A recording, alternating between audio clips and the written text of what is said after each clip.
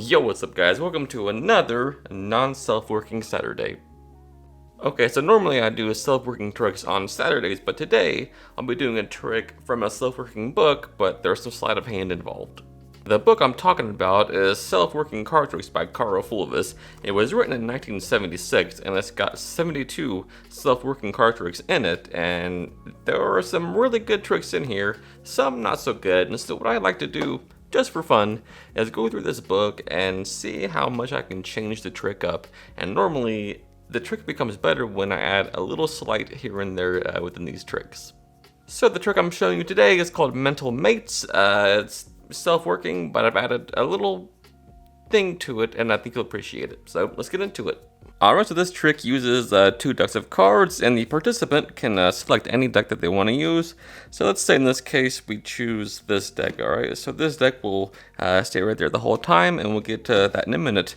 Now with this deck, what we'll do is we'll take out some aces, maybe the black aces in this case. There's one right there.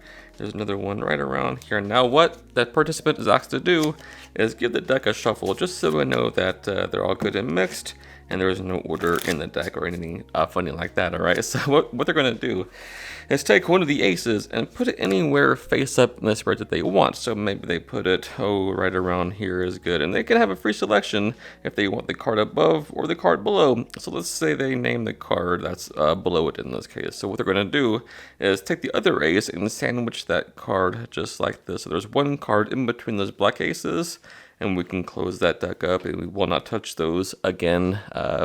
Now we'll get to the other deck and we'll do the same thing. We'll take out the black aces. Let's see, the black aces, there's one right there.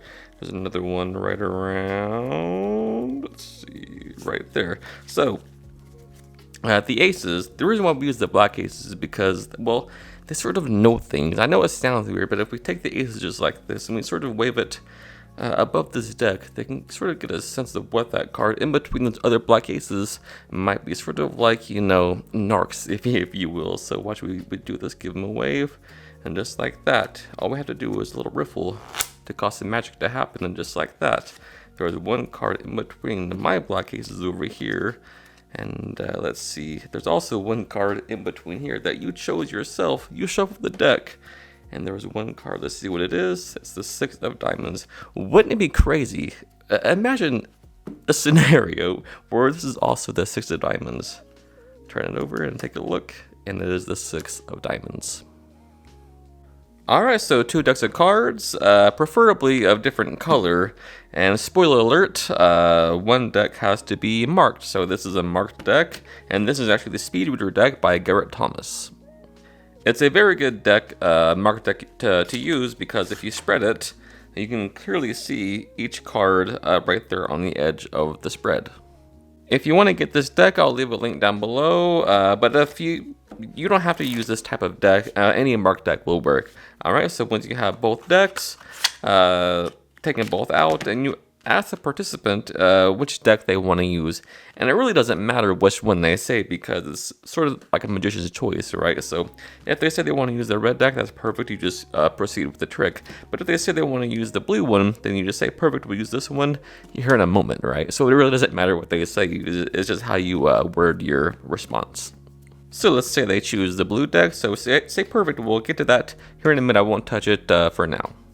Now what you do is you take out the red deck, which is the marked deck, and you say, look, for this trick we will use the 2 black aces. So all you do is you spread through and you take out the black aces. But they don't have to be the black aces, obviously, they can be any pair of cards that you want to use, but we'll just use the black aces for now.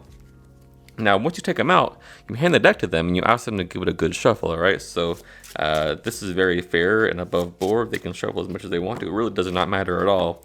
Alright, so once they're done shuffling, you take it back and you just spread it on the table. And you ask them to pick up one of the aces. It doesn't matter which ace it is, obviously.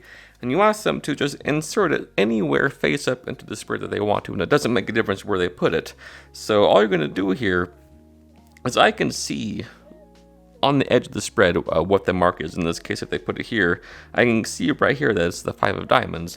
But if you don't have this marked deck, a way to sort of spot the mark in a way that also makes it seem more fair, what you can do is say, look, now do you want the card above or below? And if they say, in this case, above, look, what I'll do is I'll take the other ace, and I want you to clearly see what's happening. And all you're going to do here is just look at the mark by spreading all the other cards over. You can clearly see that the ace is being above this card, and all you're doing is you're going to look at the mark as you do that. But you're making it seem like you're, trying to make it as fair as possible as you do that. But really, you're just looking at the mark. All right, so you can clearly see there's one card in between those aces. And would you do me a favor, square those up like this?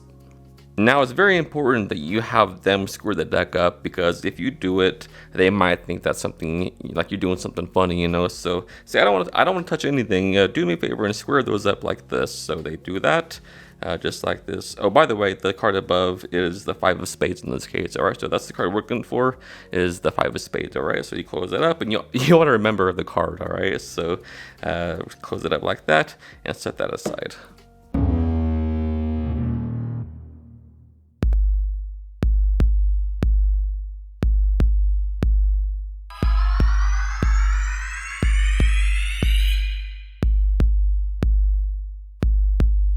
So up until this point, everything has been self-working, right? They chose the deck they want to use, they shuffled that deck up, they put the aces anywhere, and now that we secretly know what the card is between the aces, the 5 of spades in this case, we can use that to our advantage as we work with this deck. So we pick it up, say, look, with this deck, the deck that you chose, we'll do the same thing. We'll take out the black aces.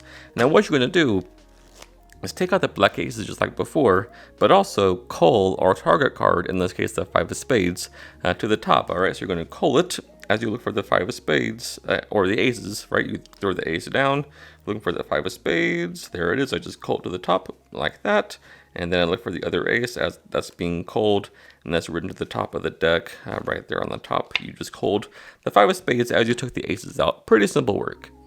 However, there are those of you who, don't like to cull, or you can't cull, or cull isn't up to par yet, and that's okay. There is an alternative thing you can do.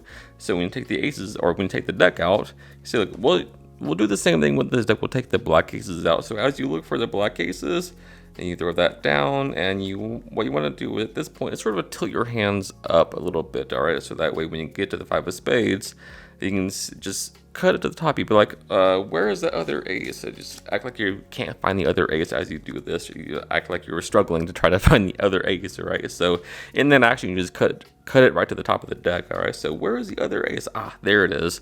And then you just pretend like you're having trouble finding the aces as you cut that 5 of spades to the top. Alright, so now we know that our target card is on top of the deck, and so what we're going to do now is pretend like these aces can see what the card is in this deck that is sandwiched, alright? So we do this like these aces, we use the black aces because they can sort of see things, right? Which sounds kind of silly. So do this sort of number, and say, look, the aces know what that card is. So all we do is we put them on top of the deck and do a little bit of magic, just like this. So now there's one card in between those black aces, which there's really not, because that would be real magic, and we're not real magicians. We just pretend to be, right? So what we're gonna do is bluff. We say, look, now there's one card in between those black aces, and really sell it, really make them believe that there's one card in between the aces, but there's not. The situation is ace, target card, right? So what we do now is a little switch by Brother John Hammond. It's called the sign card switch. It's going to make it look like that card is actually in between the aces, all right? So what's going to happen, this is how it looks. It looks like the card is in between, but really is an optical illusion. And so here's what happens. The card is on the bottom, and you take your hand from above, and you turn the ace face up, but you put it on the bottom as you do a reverse spread, all right? So at the same time you turn it face up, you do a reverse spread.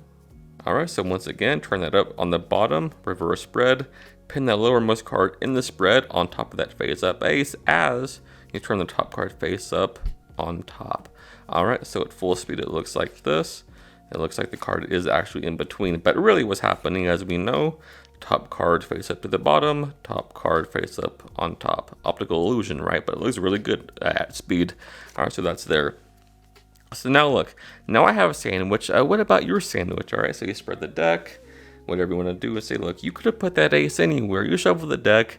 I didn't even touch the deck, all right? So what you do is you take the card out. Say, look, what was your card? Say 5 of spades, and there's 1 card in between my 2. Wouldn't it be crazy and impossible? Imagine a scenario where this card actually matched in some way. And it's the exact card of 5 of spades, and you take a bow, and then you just you walk away, and you don't say anything. You just walk away.